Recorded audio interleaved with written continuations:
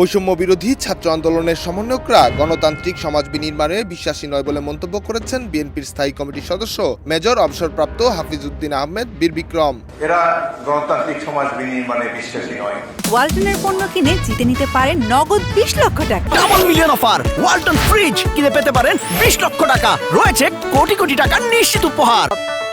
সমন্বয়কদের কথায় দুঃখ পেয়েছেন জানিয়ে বিএনপির এই সিনিয়র নেতা বলেন, ছাত্রদের এক বড় নেতা বলেছেন 2000 লোক ভোট দেওয়ার জন্য জীবন দেননি। ভোট এত সহজ? ভোটই তো গণতন্ত্রের প্রতীক। ভোটের জন্যই তো 71 সালে যুদ্ধ করেছি। এই লড়াই তো হয়েছে গণতন্ত্রের জন্য, বাক স্বাধীনতার জন্য, জনগণের মৌলিক অধিকারের জন্য, যার প্রথম পদক্ষেপ হলো একটি সুষ্ঠু নির্বাচন। আর এরা বলছে ভোটের জন্য স্বাধীন হয়নি। তাহলে কিসের জন্য এই যুদ্ধ? কিসের জন্য আমাদের এই আত্মদান? ভোট হেলাফেলার বস্তু? অর্থাৎ এরা গণতান্ত্রিক সমাজ বিনির্মাণে বিশ্বাসী নয়। যে যায় লঙ্কায় সেই হয় রাবণ।